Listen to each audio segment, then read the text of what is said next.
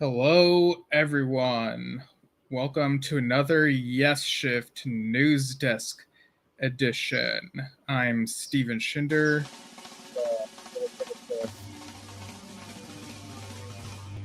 Been quite a decent amount of stuff to talk about from this past week.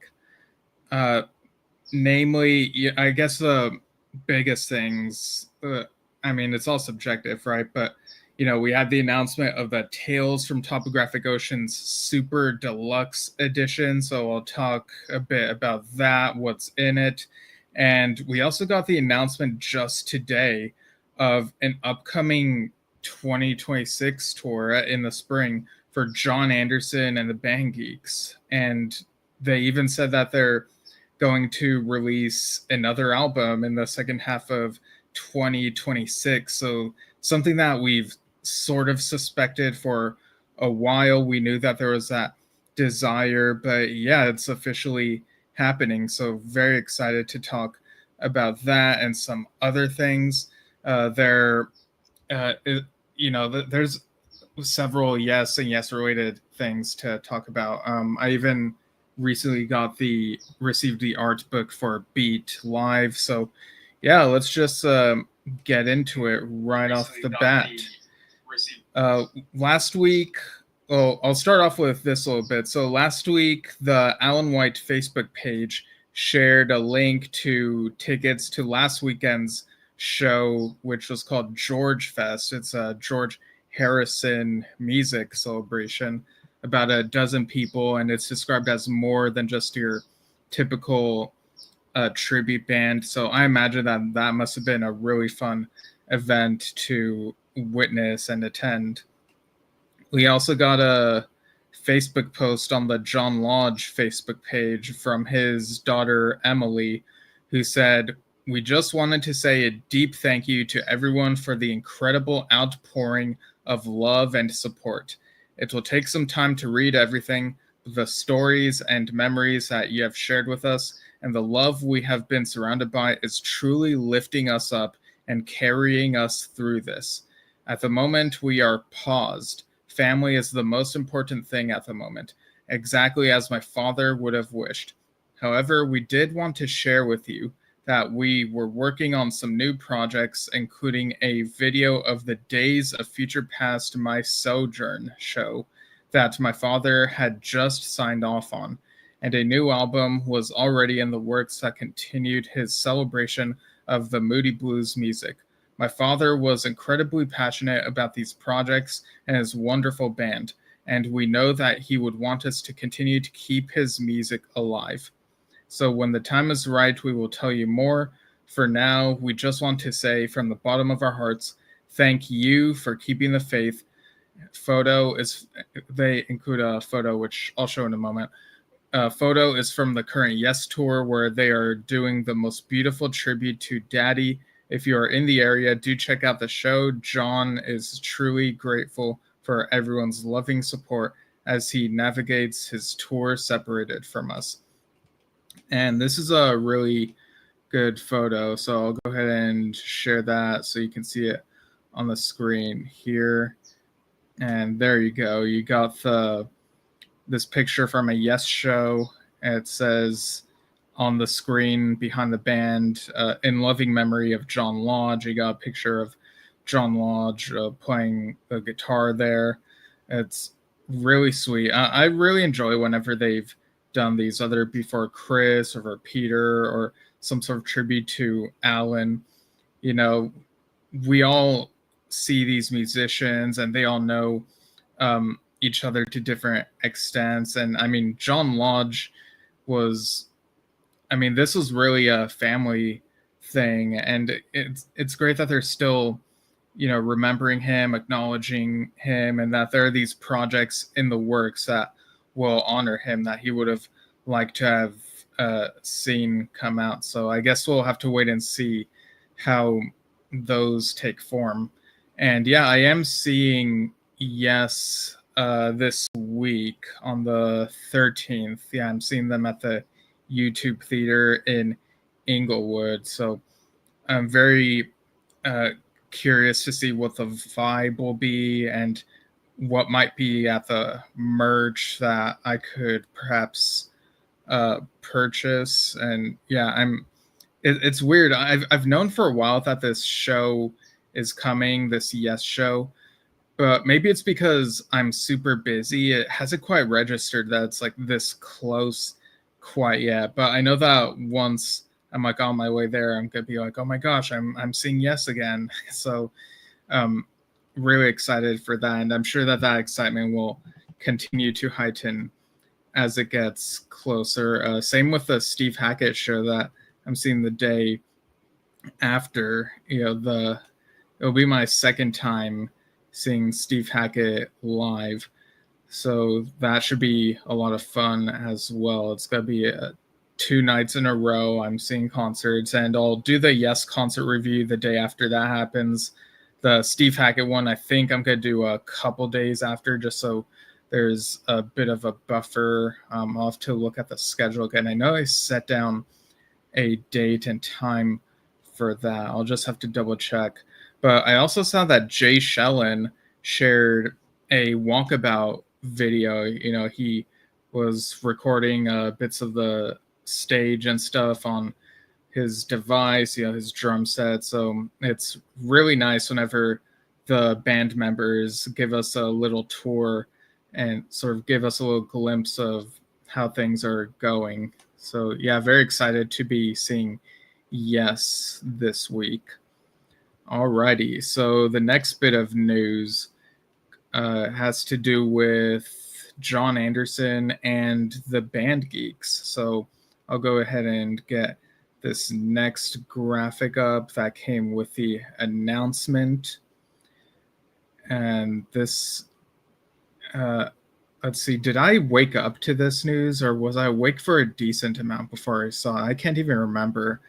But yeah, there we have the poster of John and the band Geeks, and I'll read the announcement right here, which I've pasted onto my notes. John Anderson and the band Geeks announce Leg 1 of 2026 tour kicks off April 17th in Ridgefield, Connecticut. Following their successful summer of 2025 tour in support of their debut album True and their live album Perpetual Change, John Anderson and the band Geeks announced today the first leg of their 2026 Yes Epics, Classics, and More tour. The 10-show tour commences on April 17th at the Ridgefield Playhouse in Ridgefield, Connecticut, and ends May 7th at the Royal Oak Theater in Detroit. As with previous tours, the setlist will feature well-known Yes classics and deep cuts, as well as songs from True. John and the band Geeks are currently in pre-production for their second studio album, due to be released in the second half of 2026. And the dates that are listed for this first leg, you gotta remember this is leg 1. They label it here as leg 1. So they'll have a couple shows in Ridgefield, a show in Patchogue, New York, another in Red Bank, New Jersey. Then they go to Rochester, New York, Hershey, Pennsylvania, Lansdowne, Pennsylvania, and then in May, early May, they're doing another one in Lansdowne, and then going to Troy, New York, and then Royal Oak, Michigan. So 10 shows from mid-April to early May, almost mid-May. So yeah, this is great news. I know there were some folks who were a bit concerned that we hadn't heard too much about, what's John up to now. It's been quite a while since the Patreon Zoom chats, but yeah, it's good to know that there are these plans in place. It's very exciting, and the mention of I do see we have a comment from Austin Owen saying, looking forward to the deep cuts. Yeah, definitely. Well, I wonder, like, how deep could the cuts be? I'm almost scared to like try to predict and get my expectations up. If it were me, y'all know me, I love deep cuts. Pretty much anything from the 90s would be a deep cut, or anything like from the even from magnification as well. So what are some deep cuts you tuning in either live or after the fact would love to see John and the Band Geeks perform?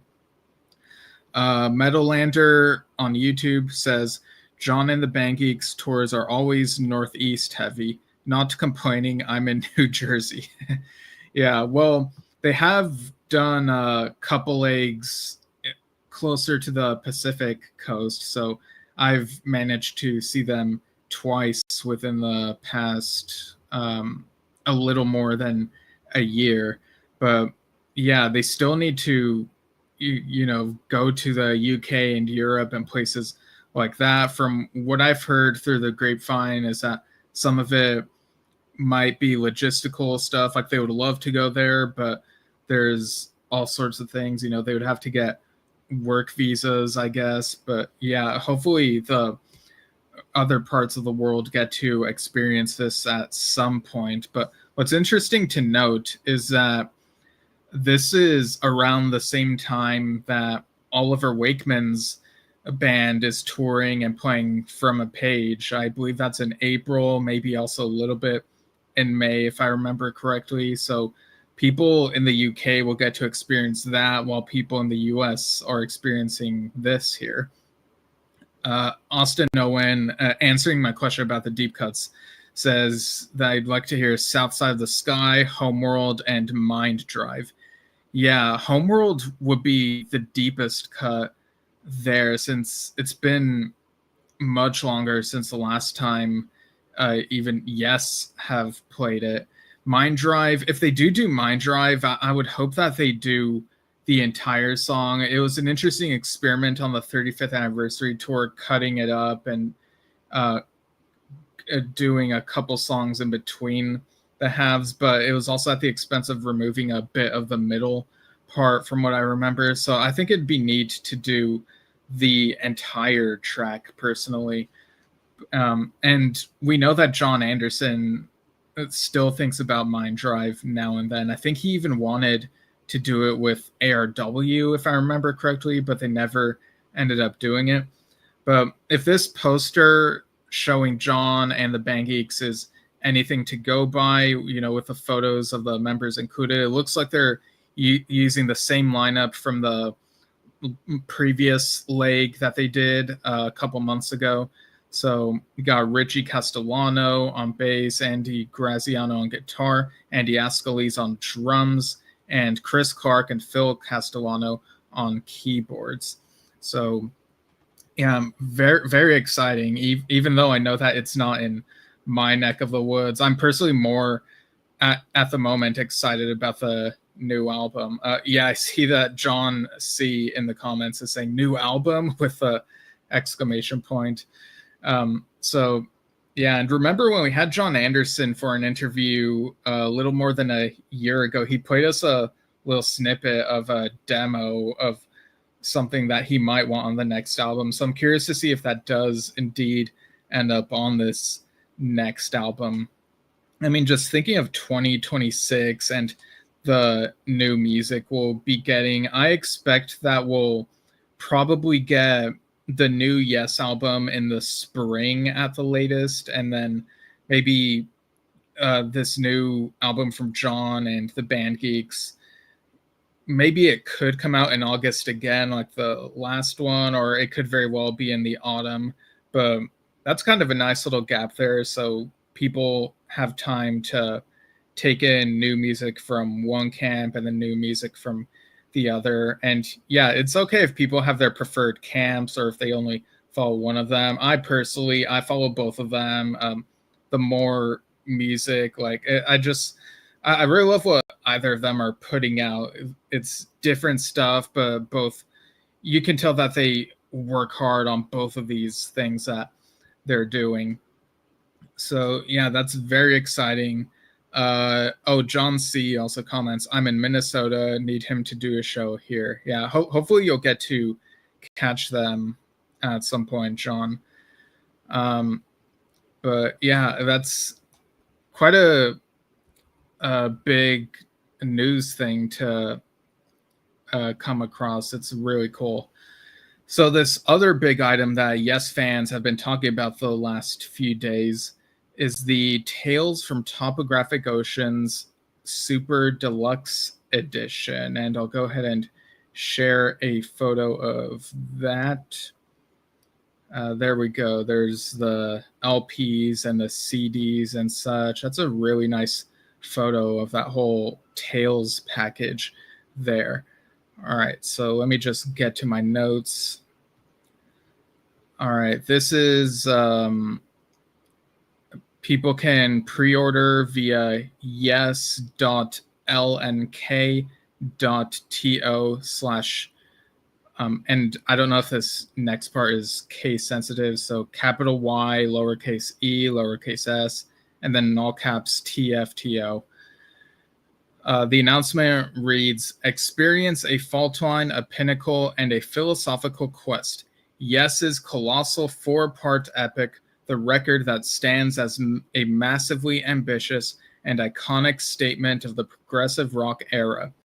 This Super Deluxe Edition set includes 12 CDs, 2 LPs, and a Blu-ray, containing a newly remastered version of the original 1973 album, rare unreleased recordings, and a wealth of essential archival material from the 1973 to 1974 Tales tour. A Blu-ray disc completes the collection of Steven Wilson's new 2026 mixes, including the entire album in Dolby Atmos and 5.1 mix DTS HD MA. So I got the info on the track listing from the rhino.com listing, and let me just make sure I have it here. And on Rhino, you can see there are a couple of different packages. I see there's the one I just mentioned, which is around 125 on there. And Rhino also has the version that has a signed litho. I guess that's short for lithograph. That one's closer to 175. But yeah, it says on rhino.com that this ships February 6th, 2026. I see we have a couple more comments. Bella Lugrisi says, wow, good day to be a Yes fan. And John C says, John promised part 1 of Zamran 2 years ago, still waiting for it. Yeah, what I feel like we've been waiting for Zamran for such a long time that we've heard bits and pieces of it come out. You know, John has put bits and pieces online here and there, and I just want to hear the whole thing. You know, John's got all these projects that he's still trying to finish, it seems. But yeah, so I'll go ahead and read off the track list for this Tales bundle. So just bear with me, folks. This could be I might need like a glass of water after this whole thing. So disc 1, original album remastered, and that includes the so yeah, disc 1 has Revealing and Remembering. Disc 2 has The Ancient and Ritual. So again, those are like the original versions. I'm not clear on whether I guess if it's the original version, then maybe Revealing doesn't have the 2003 intro, or I don't know. Maybe the rest of his track list will answer that. Disc 3 is the Steven Wilson 2026, or rather, discs 3, 4 are the 2026 remixes of the original album. So I'm sure he's probably finished those mixes by now, and they call it 2026 because that's when it's coming out. Disc 5 is Steven Wilson 2026 instrumental mixes, and that goes to disc 6 as well. And disc 7 is when we get the rarities at last. So Reviewing Sons of God single edit, the Remembering single edit, the Ancient single edit, Ritual single edit 1 and single edit 2, Revealing version 1, Remembering in progress, the Ancient in progress, Yeah, some of these say in progress, at least when I last saw these and pasted them on here. And I'm wondering if those are placeholders for when the listing gets updated, or if that just means versions that are in progress, from while the album was being made.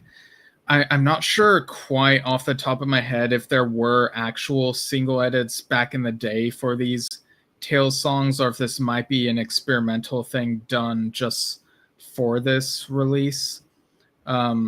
Maybe some of y'all who have been discussing this for this last little while might know some of the answers, for all I know. But yeah, then disc 9 disc 8 rather, has Revealing in Progress, The Ancient in Progress 2, The Revealing Sons of God in Progress 2, and those have asterisks next to them, which mean previously unreleased. So I guess the in progress versions of Remembering and The Ancient listed here may have been released on something else, and maybe the other Steven Wilson remix thing from the 2010s. I'm not sure. But disc 9 rarities also lists the Remembering in Progress 2, Ritual in Progress, the Revealing version 2, and those last two in progress ones also have asterisks, so previously unreleased apparently. And then disc 10, Live 1973. So it says here live at Free Trade Hall, Manchester, England, November 28th, 1973. And it lists the Remembering, The Ancient, and then for live at Capitol Theatre, Cardiff, Wales, December 1st, 1973, it lists The Ancient and Ritual. And those all have the asterisks next to them. Disc 11, live at Holland Stadion, Zurich, Switzerland, April 21st, 1974. And these are also previously unreleased. So you got And You and I, Close to the Edge, and Revealing Sons of God. And then disc 12 is also from that Zurich show, The Ancient, Ritual. I don't see an asterisk next to Ritual here, so I wonder if that has been previously released on something, or if it could be a typo. And then we got the Blu-ray disc, which has the 2026 Dolby Atmos mix of the album, the 2026 5.1 mix DTS HD MA, the 26 stereo remix, the 26 stereo remaster, the 26 instrumental mix, and then we get LP1 and LP2, which are the original album remastered. And let's see. Yeah, so I think that's pretty much the whole track list. And I did see a comment from one of our listeners, Brian Harris, saying, best part of this is the live tracks from 74. While we got some live tracks with Patrick and later in the Keys to Ascension era and Topographic Drama, it's nice to get some from the time of release. Hopefully they're cleaned up sufficiently to enjoy and are not just bootleg versions. Yeah, that's kind of the question here, is how listenable are these live tracks? Because in the past, there was that Union Live release where they basically just got the bootleg videos and audio and whatnot. And the Super Deluxe editions, of course, are different projects, but we have seen like little things here and there with these past releases. Like with the Yes album, I remember hearing that maybe it included photos not from that era. For Fragile, there was that whole confusion over that one track, The Dean. And then on Close to the Edge, I think there was a question of whether a couple of the live tracks were indeed from the shows it said it was from. So I'm kind of curious if they've done their due diligence for this next one, or if there's going to be a tiny little thing that will be the thing to talk about. But Yeah, it's very tempting though, because of course Tales from Topographic Oceans is my favorite Yes album, and lots of people, Yes fans' favorite albums. I see in the comments, Metalander says, I wonder if any of the Tales from Topographic Oceans alternate tracks has the rumored extra 10 minutes of reviewing Sounds of God that was supposedly edited out. Yeah, that's a good question. If I had to guess, I would guess maybe it's not on here. I don't know. I'm just keeping my expectations in check, I guess. Like I didn't see anything in the track listing that specify that. I don't see runtimes here, but maybe more info could come out between now and then. And Metalander also says the version of Ritual that has no asterisk was released as Steven Wilson's 2016 deluxe release. Oh, okay, that makes sense. Thanks, Metalander. Let's see. Oh, Bella Lugrisi also says waiting for Zamran. Waiting for Zamran 1000 Hands Part 2 and new Anderson Stolt. But I think if John wants to tour, that is the best thing. That band is fantastic. Yeah.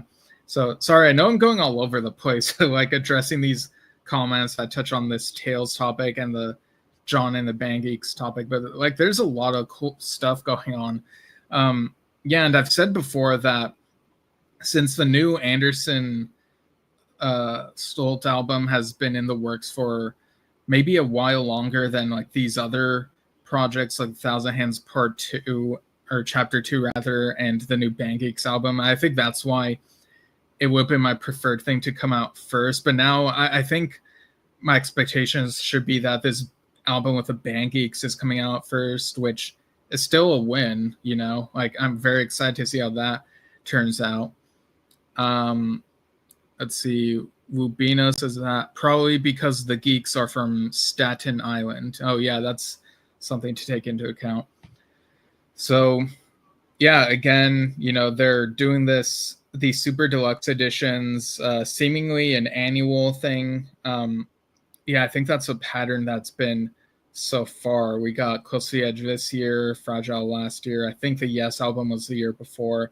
So I expect that 2027 would be Relayer, and then would they do going for the one the year after that? Like, it really does feel like they're kind of going for what's considered the core classic Yes albums from that 70 to mid or late 70s era, which people typically cap off before Tormato, from discussions I've seen and whatnot. So we'll have to see what they end up doing after that.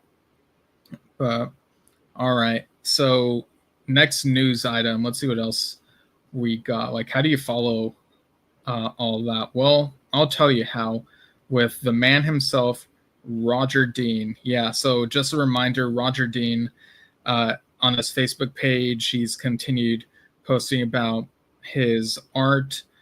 So he's done... Oh, I also saw that Miguel Bass has posted a few more of his playing videos. The Ancient, very fitting. Another excerpt from Play for Chris 6 and songs from Relayer. So there's that. Check out Miguel Bass.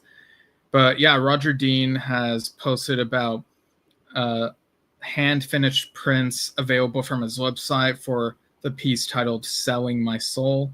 He also posted a video of himself sketching something. It was really cool. And he also posted a couple of times about his 2026 calendars, which I'll go ahead and show here. So this one kind of has a theme. So he says they are all about gaming and feature 12 of my designs for various games, such as Shadow of the Beast and Obliterator. Each of the pictures is printed on one page in deep saturated color on heavy satin paper, wire bound with a thumb cut and hanging loop. And so these have international delivery. And it says order now in time for Christmas, and included a link to where you can order it. So yeah, really cool stuff. And also a reminder of, Kevin Morine, on Yes Music Podcast, Kevin did this funny bit where he kept mentioning the 2026 Barry Pullman calendars, and also, mentioned the Roger Dean ones. It was a funny intro where he kept mentioning it. It was like, did I mention? And just kept on. It was so funny. But yeah, we have no shortage of calendars that remind us of Yes or Yes associates for the coming year. All right. So speaking of art, I recently got the Beat Live art book. I see it in the comments. Wabino says, just ordered my 2026 Roger Dean calendar. Nice. And John C saying, Roger freaking Dean. But yeah, I've talked before about how I was trying to get the Beat Live art book, which includes, these are a couple King Crimson members and a couple other seasoned musicians playing 80s King Crimson music. They toured last year, and today is the anniversary of the show where I saw them, which happened to be the live show used for this Beat Live release, Los Angeles, November 10th, 2024. Amazing concert. But yeah, I've talked previously on this show that I had the art book in my cart, but then when I checked back a while later, it was out of stock. So I ended up going with a Blu-ray CD release because I thought, oh man, they're never gonna have the art book again. So I thought that was like my last chance. But then I checked the Germany Inside Out Music online store, and it looked like they still had this in stock, and so I ordered it. And then for a while, like shortly after, it said out of stock. So I kept trying to get in touch and be thinking to myself, oh man, what if it was already out of stock before? Because my thinking was, oh man, it's limited to just a certain amount of copies. But I ended up getting shipped over to me, so I got it here. You got that elephant image on the front, and on the back side you got all the track list. Probably doesn't look as great on this screen here, or on the webcam rather. But yeah, this also includes the discs inside. So you have disc 1 is the CD of Neon Heat Disease live in Los Angeles, and disc 2 is the rest of that show. They're around 45 minutes each, if I recall correctly. And then you got this extra CD that's exclusive to the art book. It's called Strange Spaghetti Live in North America. And so that's recordings taken from other different shows. It adds up to about an hour's worth of audio. Not any tracks, or songs rather, that aren't already on the Live in Los Angeles one. So it did kind of feel like, man, I feel like I already have these, so was it worth it to get this for the other discs? But I mean, I have it now. I was waiting for it for a while, so I got it. And then you got the Blu-ray disc of the Los Angeles concert. This is how the inside looks. And something I should mention about the Blu-ray, I mentioned previously that the other Blu-ray I got from just the Blu-ray CD package, it would turn off my PlayStation 3 whenever I tried playing the mid-tour interview featurette. And it happened with this particular Blu-ray disc in the art book as well. But I messaged a friend who also has the Blu-ray. He said that it works well on his Blu-ray player, and nothing happened when playing that featurette. So I think it really is a problem with my PlayStation 3. That thing, I've had it since 2008. So maybe there's something about how that mid-tour interview featurette is encoded or something that causes the PlayStation 3 to turn off when it tries playing it. Thankfully, I saw that featurette when the concert streamed on Veeps. But yeah, maybe at some point I just need to go ahead and finally get an actual Blu-ray player. But it's not exactly top priority for me at the moment compared to other things. I I guess I should mention the track listing. It's some of it is pretty much the same. I mean, I've mentioned the track listing before for this, but yeah, Strange Spaghetti live in North America includes Neurotica, Neil and Jack and Me, Heartbeat, Sartori and Tangier, Frame by Frame, Industry, Lark's Tongues and Aspic Part 3, Elephant Talk, Matt Kudasi, or Kadusai, Three of a Perfect Pair, Indiscipline, and Thela Hoon Ginjit. So when I got this, I was finally able to listen to that disc recently. And of course, the art book also includes some photos from the tour. So you got at the 2-page thing right here. And, get the art book in person so that it looks better. And you get like one shot photos as well. Yeah, I know that the background kind of messes with things, but yeah, these are all really great looking photos from the tour. For some reason, before receiving this in the mail, I expected that there would be some sort of essay about the tour. And I really think it's the Yes tour books and art books I've maybe come to expect that sort of thing. But and hey, go to GottliebBros.com, get on their newsletter that they started. But yeah, is something that I expected and then realized, they don't have an essay in here. And I love reading essays and these things, but then I remembered, wait, I'm so silly. Like the Blu-ray has the 3 documentary, or I guess 4 documentary featurettes rather. Crew arrives, beginning tour interview, mid-tour interview, and end tour interview. And that's probably all the info you need from, in terms of documenting the tour, how it came together, how it was. But then earlier today, I was thinking to myself, maybe it would have been interesting if there was an essay that was a lot more from the perspective of,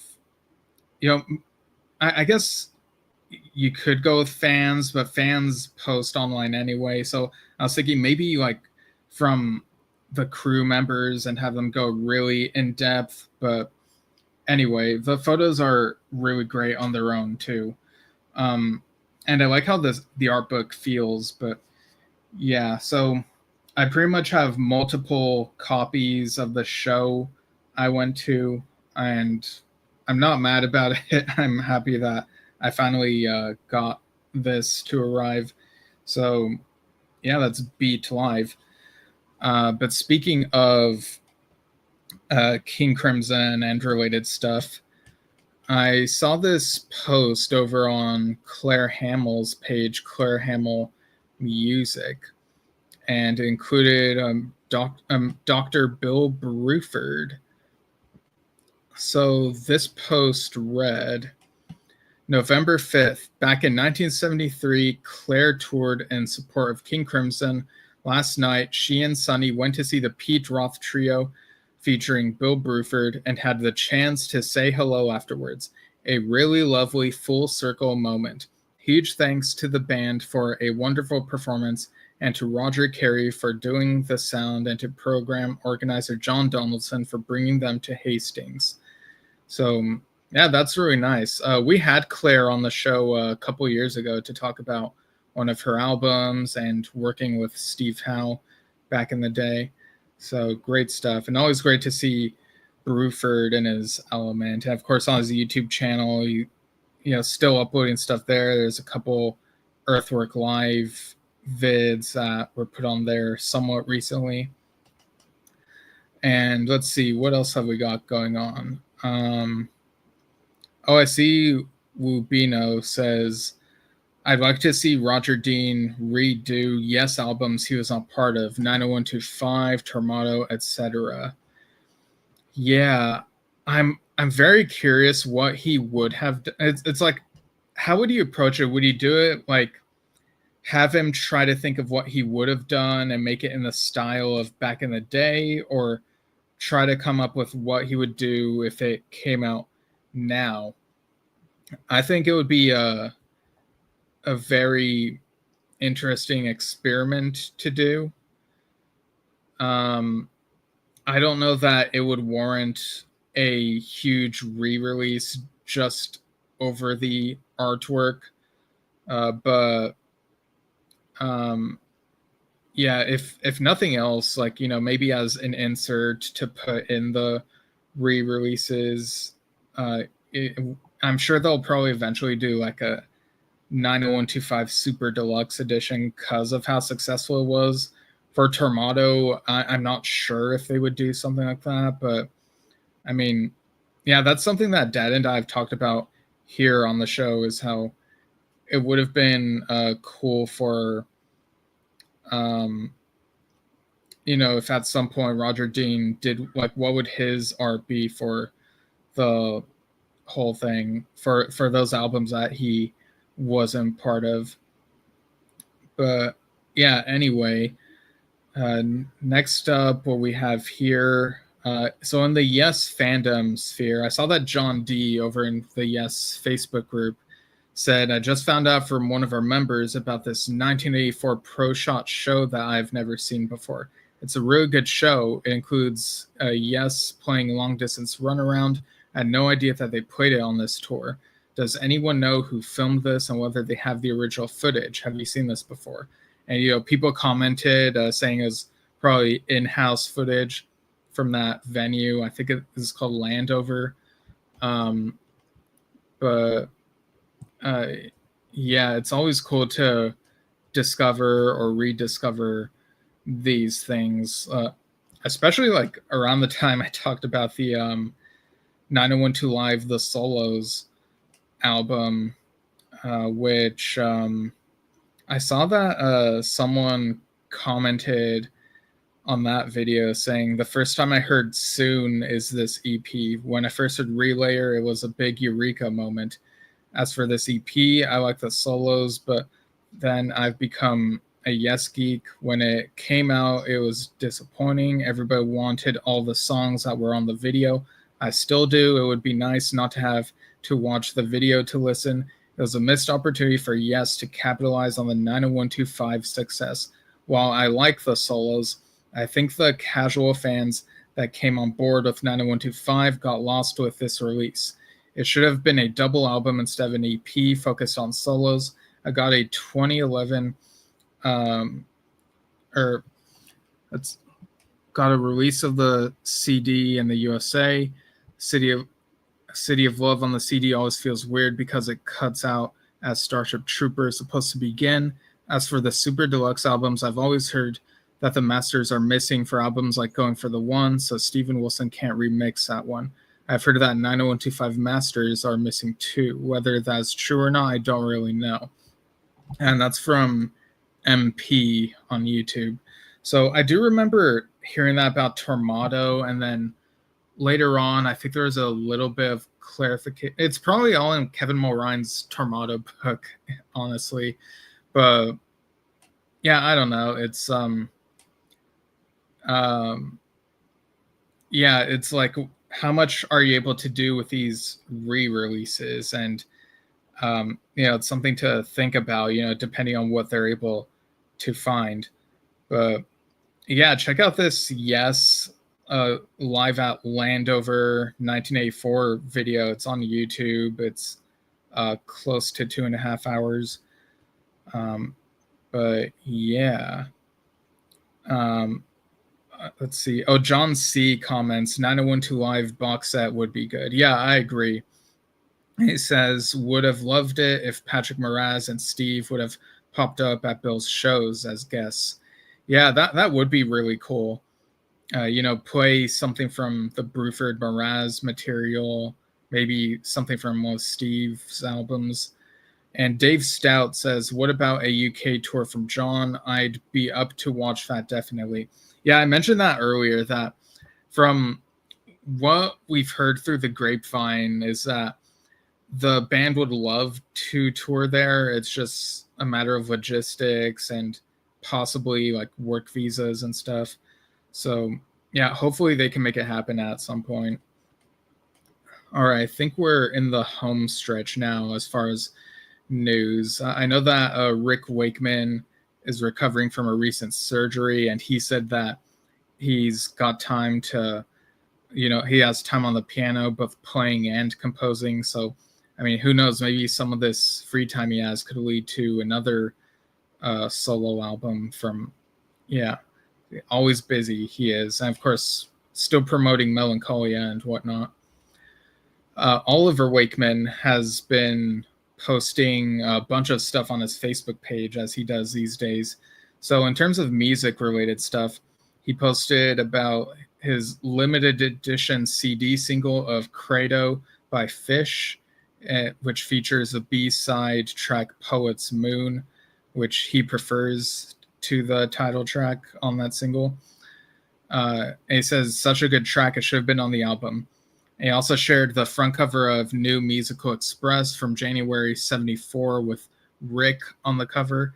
He says this would have been before Dad announced he was leaving Yes. And inside that copy, there was a full article about Rick's Journey to the Center of the Earth concert. Oliver also posted about Just Good Friends by Fish, which featured Sam Brown on vocals. A CD single, The Hollow Man, earlier by Marillion, and he was wondering about the songwriting on that because most tracks he'd seen by the band are usually credited to the whole band, but the third track, Winter Trees, is only credited to Steve Rothery. So I wonder what the story is there. I'm like out of my depth when it comes to Marillion. That's, the more I hear Oliver post about that band, I'm like, man, I really got to do a deep dive. It's been tough to make time for music sometimes in my case. He also posted about a limited edition blue vinyl of Yes is from a Page. It was originally released as a standard black vinyl. Then there was a limited run of 500 of these. And he says, really looking forward to performing these on the From a Page tour next year. Dates available on the website oliverwakeman.co.uk. We are currently looking into more UK dates and a European tour later in the year. So that's very exciting. And hey, I really hope that you can bring this tour to the US. Like, I hope that Oliver's show and John and the Band Geeks shows aren't just limited to the continents they're on, like just have some international travel for these things. Let's see. He also posts about These Chains from the Radiation album, which is by Marillion. And he also posts about listening to the first of 2 test pressings of double vinyl releases due for next year.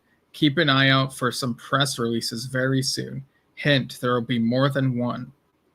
So I'm very curious about what these may be. Like, I looked at the photo. The text is blurry. All I could make out was test sample. So, yeah, we'll have to wait for the press releases.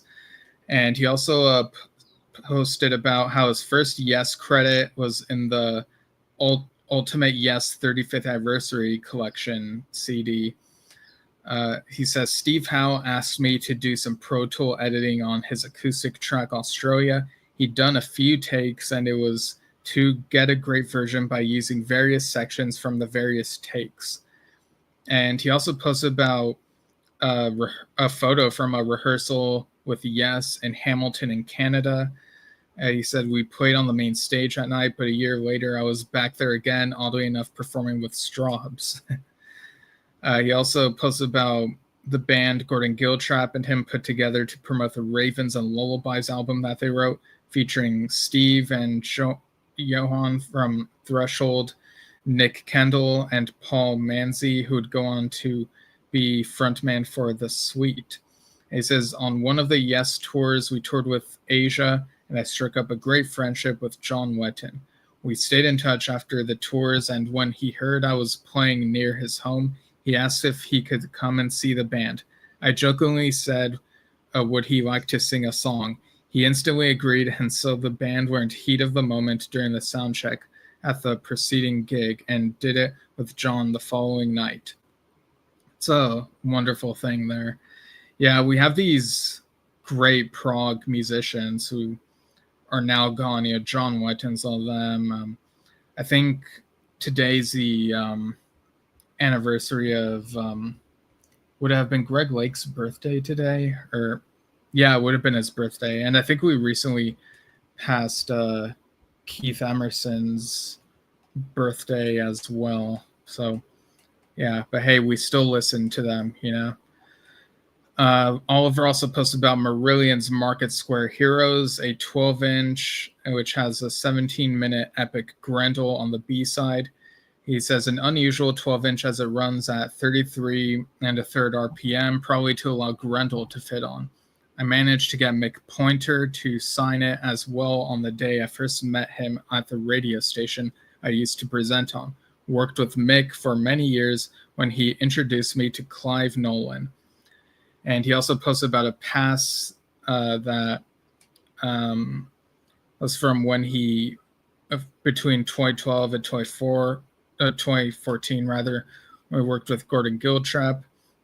He said we recorded the lovely Ravens and Lullabies, did countless duo tours together, and few trio shows with Paul Manzi, and a full band tour. We also did a live album called From a Stage.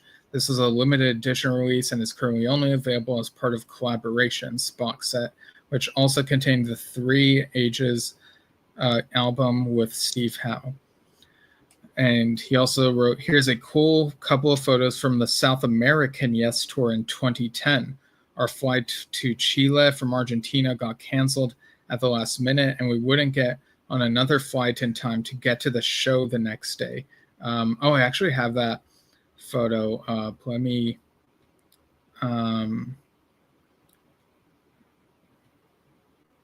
make sure I got it here.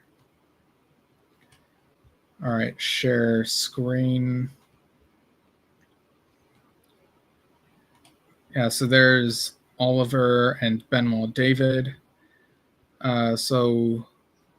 Continuing what he wrote in this post, he said, the only option was to charter a bus and do a 20-hour bus ride over the top of the Andes. An amazing experience I will never forget. A few unbelievable stories from this trip, but I'll save them for the book I'm thinking of writing. This photo of Benoit and I was taken about 3,000 meters up. So I'm really curious to hear this story. So yeah, get on writing that book, Oliver.